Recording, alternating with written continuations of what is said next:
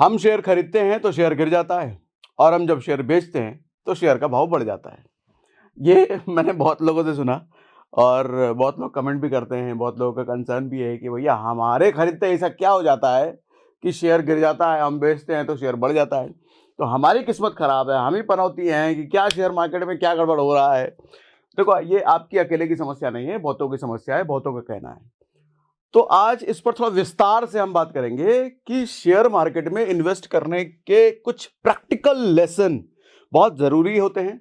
और मुझे लगता है हर इन्वेस्टर जो शेयर मार्केट में नया आता है वो ये गलतियां जो हम बात करने वाले हैं अभी, वो ये गलतियां ज़रूर करता है। और ये सारी गलतियां बिल्कुल प्रैक्टिकल है, बिल्कुल प्रैक्टिकल। कोई किताबी भाषा, किताबी बातें हम नहीं करने वाले, एकदम प्रैक्टिकल।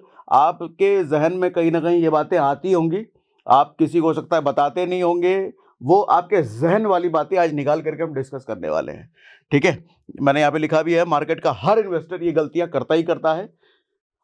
कुछ लोग इस गलतियों को मुंह से बोल करके किसी से पूछ लेते हैं, लेकिन मैक्सिमम लोग, उनको लगता है कि शायद ये मेरे ही साथ हो रहा है, इसलिए किसी को बोलते तक नहीं है। सर, सिर्फ आपके साथ नहीं हो रहा है, बहुतों के साथ होता है। अभी समझाता हूं वो गलतियां क्या है। पहली चीज, लॉस में सेल कर देते हैं, प्रॉफिट में होल्ड करते हैं। आपके साथ होता है कि नहीं होता है? अब मान लो 2 शेयर है आपके पास, एक शेयर का लॉस चल रहा है 10%, 10% लॉस में है। अब आपके दिल की धड़कनें बढ़ रही हैं, लेकिन दूसरा शेयर है उसका 10% प्रॉफिट में है। आप क्या करोगे उस वक्त? प्रॉफिट वाला बेचोगे या लॉस वाला बेचोगे? आप बताओ सर, क्या करेंगे लोग? लॉस वाला बेचेंगे। लॉस चल रहा है, 10% लॉस में चला गया है, कहीं 12 ना हो जाए, कहीं 15 ना हो जाए, कहीं 20 ना हो जाए, उसको बेच के तुरंत निकलो। लेकिन प्रॉफिट वाला क्या करेंगे? अरे 10% प्रॉफिट में चल रहा है, अभी रुको, अभी 12 जाएगा, 15 जाएगा। ये इतनी पॉजिटिविटी प्रॉफिट वाले स्टॉक के लिए क्यों, और इतनी नेगेटिविटी लॉस वाले स्टॉक के लिए क्यों? लॉजिक क्या है इसमें? सर, एक चीज समझो, अगर आपके पास वैल्यू स्टॉक है, अच्छा स्टॉक है, हर स्टॉक का बुरा टाइम आता है, हो सकता है अभी गिरा हुआ हो, अभी 10% लॉस में हो, लेकिन क्या पता अगले 1 साल में वो आपको 30% देने वाला हो, क्योंकि वो अच्छा स्टॉक है। लेकिन जो स्टॉक अभी आप देख रहे हो कि आपका 10% बढ़ा हुआ है, वो हो सकता है कूड़ा कबाड़ी स्टॉक हो, अभी प्रॉफिट में है, कल को हो सकता है 30% लॉस में लेके जाएगा आपको एक ही साल में। ये एनालाइज किया आपने? जरूरी ये एनालाइज करना है। वही मैंने यहां पे लिखा है कि लॉस वाले स्टॉक को बेच देंगे, प्रॉफिट वाले स्टॉक को होल्ड करके रखेंगे। बट इसके अपोजिट करना होता है चाचा। इसके अपोजिट क्यों? अच्छा, इसके अपोजिट में एक कंडीशन है कि किस तरह के स्टॉक को अपोजिट करना है, किस तरह के स्टॉक के साथ, वो मैंने लिखा है यहां पे। देखो सर, अगर स्टॉक अच्छा है तो फॉल में बेचो मत। ये मेरी लाइन बड़ी अच्छी सोचते सोचते निकल गई। आप इसको वैसा क्या कहते हैं, रूल वाला, डायलॉग वाला लाइन समझ सकते हो। अगर स्टॉक अच्छा है तो फॉल में बेचो मत, और अगर स्टॉक बुरा है तो राइज में होल्ड मत करो। समझे? अगर स्टॉक अच्छा है तो फॉल में बेचो मत, अगर स्टॉक बुरा है तो राइज में भी होल्ड मत करो। मैं कहने का मतलब क्या है sir? Good stock in bad time. Stock अच्छा है, बुरे समय से गुजर रहा है, होल्ड करो। आज नुकसान में है, लेकिन कल इतना बना के देगा, अच्छे अच्छे स्टॉक नहीं कमा के देंगे। और उसके opposite, bad stock in good time, तुरंत बेचो। स्टॉक बुरा है, फंडामेंटल खराब है, लेकिन किसी वजह से भी प्रॉफिट में है, दे दिया नाच प्रॉफिट, हर रोज नहीं देगा वो, तुरंत बेच के निकलो।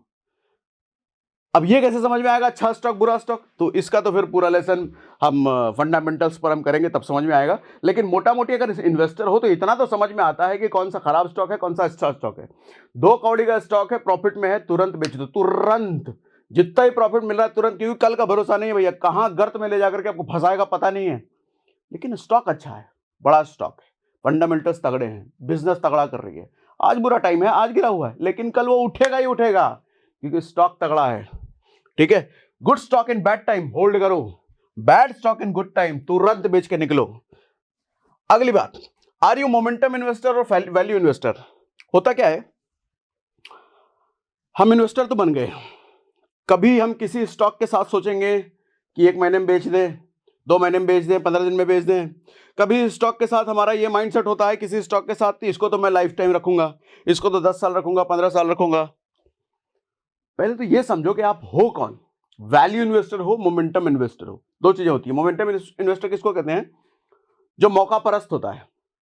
आज स्टॉक में मौका है, गिरा हुआ है, कल को ये बढ़ सकता है, मेरा चार्ट पैटर्न फंडामेंटल से समझ मेरे को आ रहा है, तुरंत मैं खरीदूंगा, और अगले 1-2 महीने में प्लानिंग मेरी है इसको बेच करके निकलने की, प्रॉफिट बुक करने की। ठीक है, ये मोमेंटम इन्वेस्टर हुआ, अगले 1-2 महीने में, 1-2 दिन में, या 1-2 हफ्ते में, ये हुआ मोमेंटम इन्वेस्टर। इसको आप स्विंग ट्रेडर भी बोल लो, स्विंग ट्रेडर भी यही करता है, मोमेंटम इन्वेस्टर भी यही करता है। वैल्यू इन्वेस्टर कौन होता है? सर, जिसकी प्लानिंग कम से कम 10 साल के लिए होती है, उससे नीचे नहीं। 10 साल, 15 साल, 20 साल या लाइफ टाइम के लिए स्टॉक खरीद के रखता है, वो वैल्यू इन्वेस्टर होते हैं। वैल्यू इन्वेस्टर कहने का मतलब जो स्टॉक की वैल्यू देखते हैं, कितना तगड़ा स्टॉक है ये, भविष्य में क्या हो सकता है ये, क्या मेरी नेक्स्ट जनरेशन तक होल्ड करने लायक स्टॉक है, वो ऐसे ही स्टॉक चुनता है। अब जैसे मैक्सिमम टाइम मैं वैल्यू इन्वेस्टर होता हूं, मैं मोमेंटम इन्वेस्टर भी हूं, वैल्यू इन्वेस्टर भी हूं, लेकिन मैंने 2 अलग अलग डिमैट अकाउंट कर रखे हैं। एक डिमैट अकाउंट मेरा मोमेंटम इन्वेस्टिंग के लिए है, उसमें मैं खरीद बिक्री चलता रहता है। एक मेरा वैल्यू इन्वेस्टिंग के लिए है, उसको मैं अगर खरीदता हूं तो मेरा मोटिव ये रहता है कि अगली जनरेशन तक ये स्टॉक रहेगा, 10-20 साल, 25 साल, 30 साल नहीं, वो उसको बेचना ही नहीं है, ऐसे स्टॉक्स में रखता हूं उसमें। लेकिन मोमेंटम इन्वेस्टिंग वाले डिमैट में क्या करता हूं मैं, अभी खरीदा, महीने भर में बेचा, 2 महीने में बेचा, हफ्ते में बेचा, वैसा चलता रहता है। तो पहले आप आइडेंटिफाई करो आप किस तरह की मानसिकता वाले हो। क्या मेरे जैसे हो, दोनों करते हो? तो दोनों करते हो तो सबसे पहले 2 डीमैट अकाउंट होना चाहिए। अच्छा, डीमैट अकाउंट का लिंक हमने डिस्क्रिप्शन में दे रखा है, और 2 डीमैट अकाउंट है, चाहो तो दोनों खुलवा लेना उसमें, ठीक है। तो अपने अकाउंट को सेग्रीगेट करो सबसे पहले, मिक्स मत करो। गलती ये होती है कि एक लाइन से एक ही डीमैट अकाउंट है, 4 स्टॉक हैं, एक मैं महीने में बेचने वाला हूं, एक 10 साल के लिए होल्ड करने वाला हूं। सर, वो 10 साल का होल्ड करने वाला भी प्रॉफिट जब दिख रहा होता है ना, लालच आता है, अरे निकल जाए क्या, या लॉस हो रहा है, अरे बेच दे क्या। आप भूल गए वो वैल्यू स्टॉक है, उसको बेचना ही नहीं है। लेकिन जब सामने दिखता रहता है तो समझ आ रहा है डिफरेंस क्या है? समझा पा रहा हूं सर? अब समझो वैल्यू इन्वेस्टर कौन है, मोमेंटम इन्वेस्टर कौन है। मोमेंटम इन्वेस्टर जो लोग होते हैं sir, target to sell in few days और फ्यू मंथ, कुछ दिन में बेचने का उनका टारगेट होता है, या कुछ महीने में बेच करके निकलने का उनका टारगेट होता है। लेकिन वैल्यू इन्वेस्टर टारगेट कम से कम 10 साल का होता है। 10 साल से पहले तो अपने को बेचना ही नहीं है। और इतना कंफ्यूजन हो रहा है खरीद लेने के बाद, तो खरीदने से पहले सोचा करो, खरीदने के बाद नहीं। लोग पैसा लगाने के बाद प्लान करते हैं, रखें कि बेचें। अरे पहले ही सोच लो चाचा, पैसा लगाने के बाद रिस्क ले रहे हो अपने पैसे पर। पैनिक व्हेन मार्केट करेक्ट, अभी जैसे ये दौर चल रहा है मार्केट करेक्शन का, और ये दौर ऐसा नहीं कि पहली बार आया, और ये दौर ऐसा नहीं कि आखिरी बार आया, ये दौर पहले भी कई बार आ चुका है, और ये दौर शेयर मार्केट जब तक रहेगा तब तक आएगा ही आएगा। कभी भी ऐसा नहीं हो सकता कि मार्केट का अच्छा टाइम हमेशा रहे, और कभी भी ऐसा भी नहीं हो सकता कि मार्केट का बुरा टाइम हमेशा रहे। तो पैनिक तो आना ही आना है, हर 3-4 साल में आएगा। तो हर 3-4 साल में आपका माइंडसेट कैसा हो जाता है? डर वाला, बेचो बेचो बेचो, अरे मेरा पोर्टफोलियो रेड हो गया, क्या करें सर, क्या करें क्या करें। आइडेंटिफाई कौन हो आप, मोमेंटम वाले मतलब मौका परस्त, या वैल्यू वाले या लॉन्ग टर्म, या दोनों हो। तो आपका स्टॉक किस तरह का है ये देखो। अगर स्टॉक अच्छा है तो पैनिक होने की जरूरत ही नहीं है। मार्केट नेगेटिव है, होता है, हर 3-4 साल में होता है, गिरा है, गिरने तो आगे बढ़ेगा, मेरे को पता है, मैं तो पहले प्लान करके इसको लिया है, काहे को टेंशन लेना। अरे सर वहां बम फट गया, उसकी लड़ाई चल रही है, अमेरिका ने ये कर दिया, इंडिया, कितना भी भूकंप कुछ आ जाए वो वैल्यू स्टॉक है। अभी कितना भी मर जाए, 5%, 10%, 15%, 20%, अगर आपका एनालिसिस सही था, आपने सही स्टॉक पिक किया है, वो खिल जाएगा, आपका सारा पैसा रिकवर करके देगा। लेकिन हाँ, एनालिसिस अगर सही है तो ये कंडीशनल है बात। सेल इन पैनिक, पैनिक हुआ बेच देंगे, इवन देयर वैल्यू स्टॉक, अच्छे स्टॉक भी बेच देंगे पैनिक में। समझ रहे हो क्या करना है? अच्छा, जो इन वैल्यू इन्वेस्टर होते हैं, पैनिक होने की जरूरत ही नहीं है सर, नॉर्मल है, उनको पता है अरे मार्केट हर 3-4 साल में उठा पटक करता है, नॉर्मल है, काय को टेंशन लेना, पैनिक की जरूरत ही नहीं है। उसके बाद it's okay to buy third class stock, weak fundamental भी जिनका है उसको भी खरीदना ठीक है, इफ चार्ट अलाउस, अगर आपका चार्ट अलाउ कर रहा है।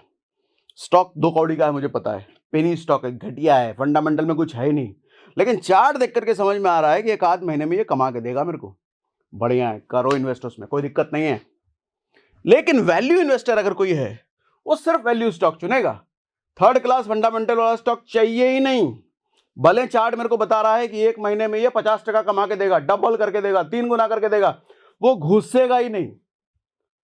लेकिन आप दोनों टाइप के हो मेरे जैसे, मैं दोनों करता हूं, तो समझ होनी चाहिए कि कौन सा स्टॉक थर्ड क्लास है, मैंने किस पर्पस के लिए लिया है, कौन सा स्टॉक वैल्यू है, किस पर्पस के लिए लिया है।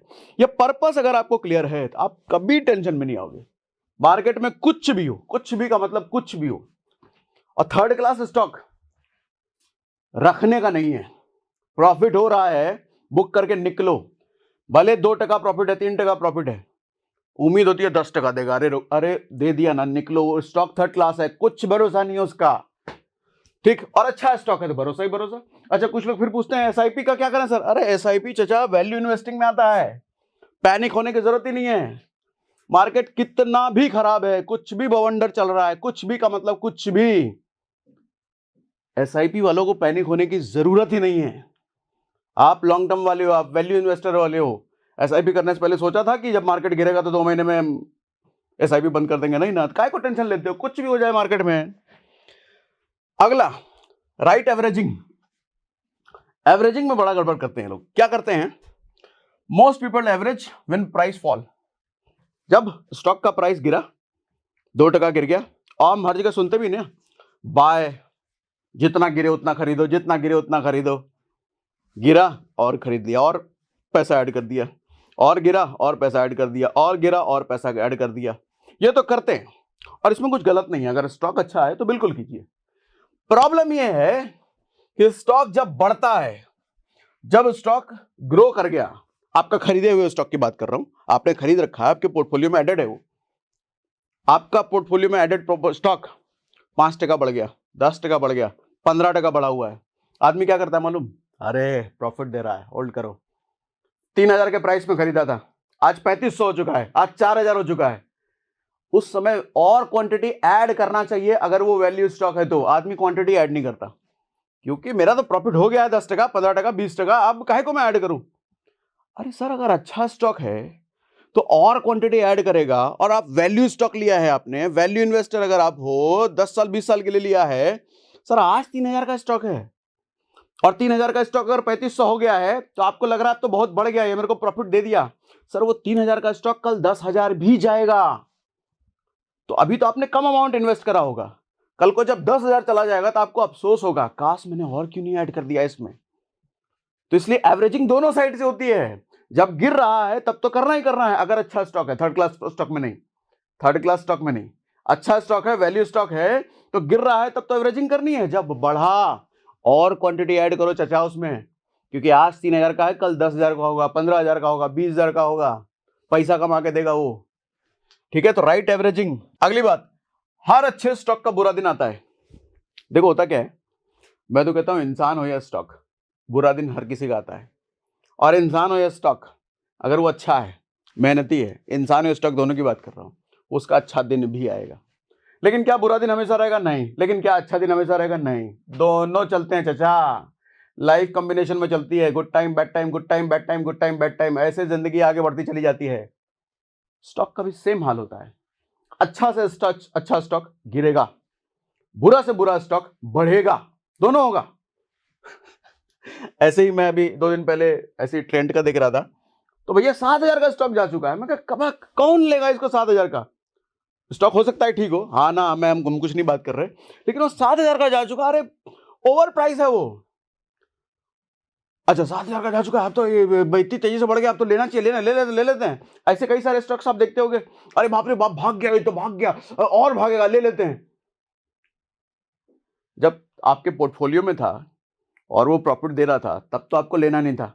लेकिन अगर लिया नहीं है और भाग गया है, भाग रहा है, अब ये वो वाली बात हो गई जो मैं कहता हूं ना अक्सर, भागते घोड़े की पूंछ पकड़ने वाली बात। अरे रुको, अगर एक्सपेंसिव स्टॉक है, पी रेशियोज का चेक करो, महंगा अगर है तो नहीं खरीदने का, वेट करो ना, आएगा नीचे।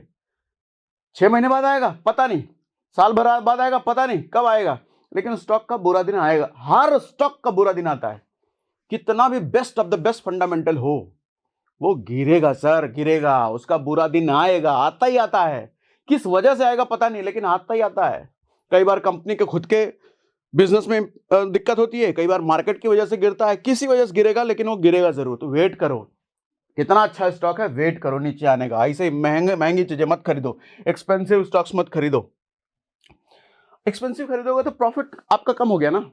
जब चीज आपने पहले ही महंगी खरीदी तो आपकी प्रॉफिटेबिलिटी बनाने का चांसेस कम हो गया।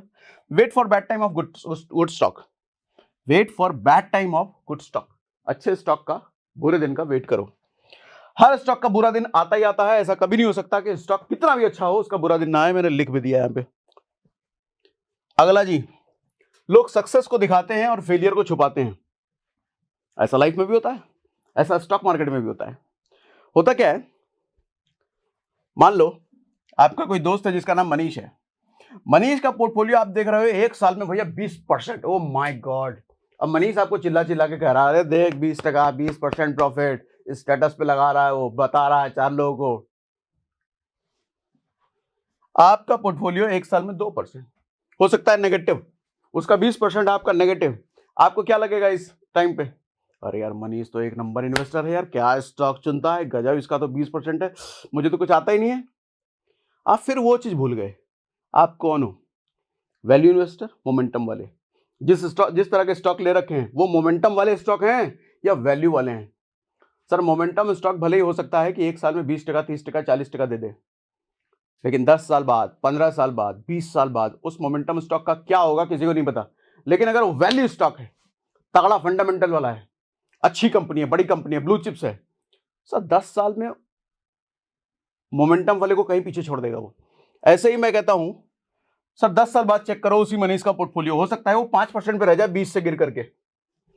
आपका पोर्टफोलियो चूंकि आपने वैल्यू कर रखा है, आप 30% पे चले जाओगे 10 साल में। पहले ये चेक करो कि वैल्यू स्टॉक्स हैं, मोमेंटम वाले हैं। मोमेंटम वाले तो भैया 6 महीने में, साल भर में कमा के दे देगा, अगर मोमेंटम वाले भी ठीक ठाक है तो। वैल्यू स्टॉक 6 महीने साल भर में नहीं कमा के देते। 6 महीने साल भर में तो इधर उधर आपको घुमाएगा, कभी 5% नेगेटिव, 5% पॉजिटिव, 10% नेगेटिव, 10% पॉजिटिव, इधर उधर टहलाएगा आपको। आपकी दिल की धड़कनें कभी बढ़ाएगा, कभी रुकवाएगा, कभी आप टेंशन में, कभी खुशी, कभी गम, ऐसा चलाएगा। वैल्यू स्टॉक है ना, तो कभी खुशी कभी गम, ये चलता रहेगा लगातार लगातार लगातार लगातार। 1-2 साल हो गया, पता चला मेरा स्टॉक कुछ दे ही नहीं रहा मुझे, उल्टा नेगेटिव कर रहा है। वैल्यू स्टॉक है वो कछुआ है, लंबी रेस का खिलाड़ी है वो। उसको 10 साल के लिए छोड़ के देखो, वो 10 साल में पैसा कमा के देगा आपको। 20 साल के लिए छोड़ के देखो।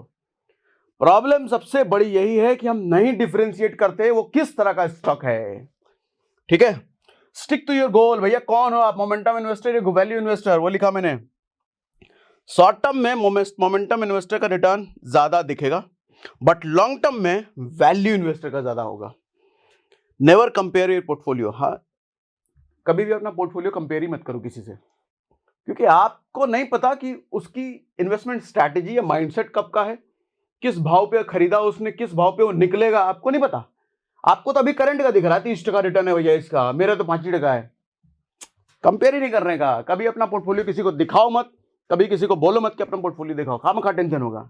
अपनी एनालिसिस बेटर करते रहो, सीखते रहो, क्योंकि मार्केट समय मांगता है। एनालिसिस करते रहो, थोड़ा गलतियां करते रहो, सीखते रहो, सही हो जाएगा आपका भी। ये बहुत ज्यादा इंपॉर्टेंट है, बहुत ज्यादा। ये मुझे नहीं लगता कोई बताएगा, आपको बताया कि नहीं बताया मुझे नहीं पता। अच्छे सलाहकारों के बुरे सलाह से बचो। अब आप कहोगे अच्छे सलाहकार के बुरे सलाह से, अब अच्छे सलाहकार कैसे पहचाने और उसका बुरा सलाह कैसे पहचाने। देखो, अच्छे सलाहकार मतलब मैं कह रहा हूं आपका दोस्त हो सकता है, या बड़े बड़े टीवी पे बड़े बड़े आप जितने देखते हो दिन भर का उनका यही काम है, ये खरीदो वो बेचो, ये खरीदो वो बेचो, वो सब अच्छे सलाहकार है, बुरे नहीं है। मैं बुरी सलाह इसलिए कह रहा हूं कि आपको ये नहीं पता, जो आदमी टीवी पर या यूट्यूब पर या आपका दोस्त या कहीं बैठ करके आपको ज्ञान दे रहा है, ये स्टॉक में तेजी आने वाली है, ये बढ़ेगा, ये मैं गारंटी के साथ कह सकता हूं बढ़ेगा। ठीक है, बढ़ेगा, लेकिन कब बेचना है उसको वो बताया क्या उसने। बेचने का समय हो सकता है 2 महीने बाद हो। क्या 2 महीने बाद आकर के बोलेगा अरे चाचा तुम खरीदे थे ना, उसको तो पता ही नहीं है तुमने खरीद रखा है, अरे तुमने खरीदा था ना, बेच दो, 2 महीने हो चुके, ऐसा करने तो आएगा नहीं वो। राइट एग्जिट भी तो जरूरी है कि कब बेचना है। अगर मोमेंटम वाला है तो, वैल्यू है तो उसकी तो कोई बात ही नहीं हो, तो हमने अगली जनरेशन के लिए ले रखा है। लोग गलती यही करते हैं, सुन के, किसी का देख के, किसी का यूट्यूब पे।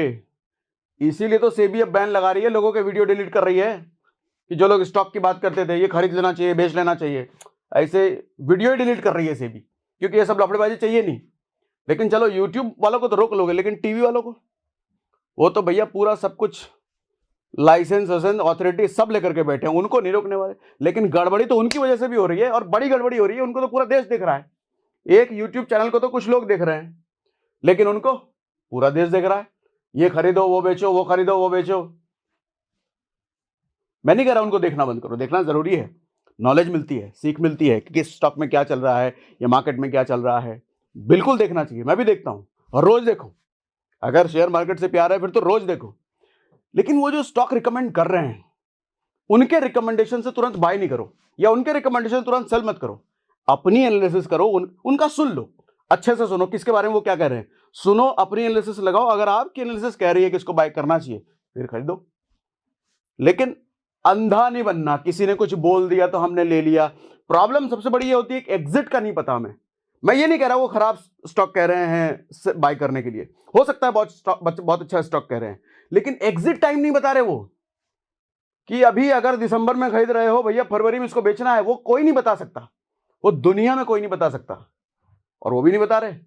आपने दिसंबर में खरीद तो लिया, फरवरी आ चुका है, आपने खरीद के रखा है अपने पोर्टफोलियो में, फरवरी तक आपको 20% प्रॉफिट दिख रहा है, लेकिन उसके बाद वो पता चले कि 10% नेगेटिव में जाने वाला है मार्च में, ये कौन बताएगा आपको? किसी के भरोसे लेकर के बैठे हो। इसीलिए कहता हूं अपनी एनालिसिस, दूसरे का सुन के नहीं खरीदना। किसी की एंट्री टाइम देख करके खुद की एंट्री मत डिसाइड करो चाचा। हम बड़े इन्वेस्टर की बात पे एंट्री तो कर लेते हैं, लेकिन वो बड़ा इन्वेस्टर कब बेचना है ये बताने नहीं आएगा। राइट एंट्री के साथ राइट एग्जिट टाइम भी जरूरी है, पैसा उसी में बनता है। राइट एग्जिट नहीं है तो 50% प्रॉफिट वाला भी स्टॉक 50% नेगेटिव में लेके जाएगा कुछ टाइम बाद, और आप फिर अफसोस करोगे काश बेच दिए होते उस टाइम पे। ठीक है, तो ये कुछ लेसन थे, ज्ञान थे शेयर मार्केट का, जो मैंने तजुर्बा करा है, देखा है, सुना है, समझा है, लोगों से मिलजुल करके बातें करके अच्छा ये गलतियां मैंने भी करी है, ऐसा नहीं कि मैं शुरुआत से आकर के ऐसे ही, सब करते हैं, नॉर्मल है, लेकिन अच्छी चीज़ है, गलती करके सीखना है ना। गलती करने का पर्पस ही यही होता है, गलती करो, उसको ठीक करो, उससे समझो कि गलती मैंने क्या करी और आगे बढ़ो। एक गलती दोबारा करने वाला बेवकूफ़ होता है, लेकिन एक गलती पहली बार करने वाला तो समझदार होता है। देखो, गलती और लापरवाही में फर्क होता है। लापरवाही मैं किसी का सुन-सान करके कुछ भी कर देता हूं। एनालिसिस करना सीखा क्या? एनालिसिस आपकी अगर गलत हुई, वो समझ में आता है वो गलती, अरे मेरी एनालिसिस गलत हो गई, अगली बार और सीखेंगे, अगली बार और बेटर करेंगे। तो कुल मिला के यही ज्ञान है भैया। आपको अगर अच्छा लगा तो कमेंट बॉक्स में लिख के बताइए, ये बातें आज तक किसी ने नहीं बताई थी। हालांकि ऐसा होता है क्या, लगभग सभी वीडियो में कह देता हूँ, आज तक किसी ने नहीं बताते होंगे, अच्छी बात है, लेकिन ऐसे नहीं बताते होंगे जैसे मैं खोल करके डिटेल में बताता हूँ। ईमानदारी से बताओ, क्या ऐसे बताते हैं? इतना डिटेल में बताते हैं क्या? ये बताइएगा कमेंट बॉक्स में। बाकी डीमैट अकाउंट दो आपको भी रखने हैं, तो हमने डिस्क्रिप्शन में और पिन कमेंट में डाल रखा है, खुलवाइए और सेग्रीगेट जरूर कीजिए अपना पोर्टफोलियो। बस आज के लिए इतना ही।